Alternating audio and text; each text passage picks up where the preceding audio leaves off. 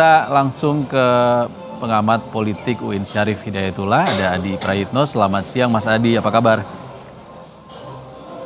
Mas, Mas Adi, hari ini PDIP akan mengumumkan calon kepala daerah lagi di gelombang ketiga.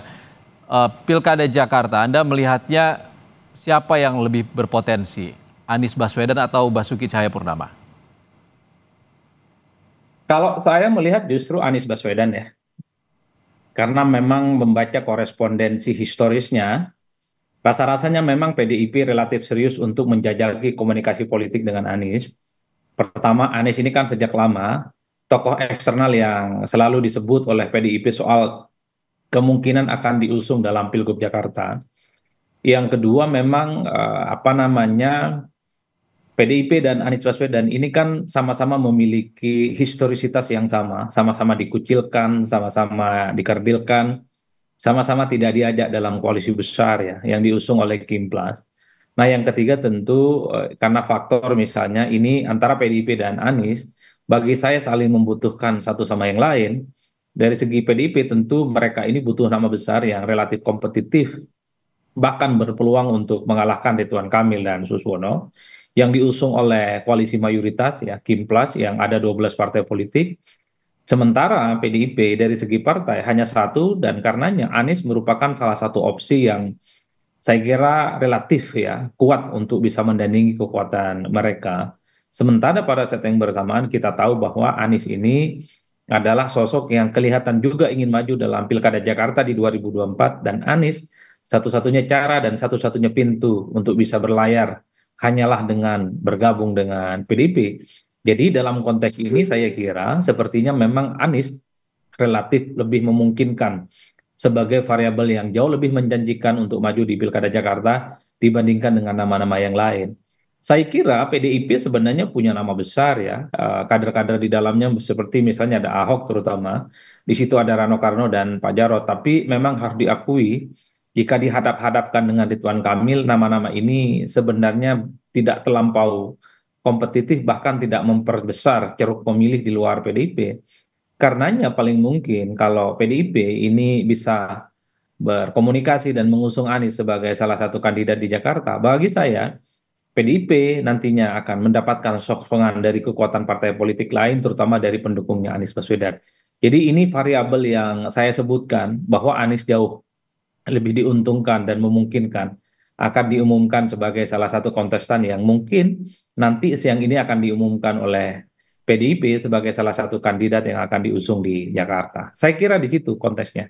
Mas Adi, kalau PDIP kan sudah terkenal partai berbasis kader. Ahok juga sudah mengatakan pastilah kader PDIP yang akan diusung. Anda melihatnya seperti apa? Apakah PDIP melunak atau menunggu Anies Baswedan akan menjadi kader PDIP mungkin? Ya, tidak ada bantahan apapun bahwa PDIP itu adalah partai kader, partai yang sangat ideologis. Bahkan semua orang tahu bahwa PDIP dan Anies ini merupakan dua variabel yang saya kira sangat sulit untuk bisa bertemu dengan yang lain. Saya selalu mengistilahkan ini bagaikan langit dan lubang sumur yang saya kira ini sulit untuk bisa disatukan sama yang lain. Tapi dalam konteks Pilkada Jakarta kali ini, saya merasa antara Anies dan PDIP ini sama-sama memiliki kebutuhan yang sama ya, sama-sama butuh soal bagaimana menghadapi kekuatan mereka yang akan dihadapi yaitu Kimplas yang mengusung nama pesohor namanya Ridwan Kamil dan Suswono yang kemudian ditopang oleh puluhan partai politik yang menurut saya sampai hari ini juga cukup solid. Jadi dalam konteks itulah memang tinggal PDIP sebenarnya. Apakah PDIP akan tetap mempertahankan partainya sebagai partai kader dan partai ideologis?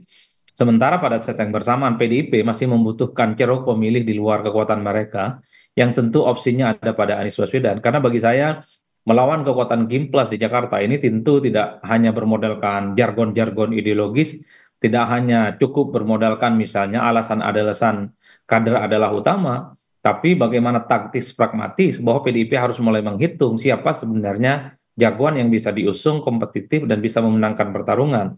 Toh kalaupun toh misalnya PDIP itu mengusung Anies Baswedan, saya kira tidak menyalahi patsun politik PDIP. Karena PDIP kan ada kecenderungan ingin menjadikan kader mereka sebagai wakilnya. Ada Rano Karno di situ disebut, ada kemudian Hendi, dan ada nama-nama lain. Di berbagai tempat, saya kira tidak semua kader yang diusung oleh PDIP. Yang paling penting adalah dalam setiap kandidasi gubernur, bupati, dan wali kota, masih ada kader PDIP yang kemudian bisa diusung, entah sebagai wakil ataupun sebagai calon utama. Dan saya kira dalam konteks itu, PDIP tidak perlu merasa berdosa, PDIP tidak perlu merasa bahwa dengan mengusung Anies, ideologi dan kaderisasi partai mereka akan berkurang. Bagi saya tidak begitu, kecuali ya calon gubernur dan wakil gubernur yang diusung oleh PDIP adalah mereka outsider semua, bukan kader. Mungkin dalam konteks itu, kaderisasi dan ideologi politik PDIP layak dipertanyakan. Tapi kalau yang diusung hanya calon gubernurnya adalah eksternal seperti Anies Baswedan, tapi wakilnya adalah dari PDIP, saya kira PDIP masih pada posisi yang menurut saya on the right track.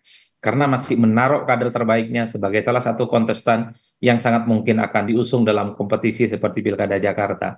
Saya kira di situ Mas konteksnya ya. Oke.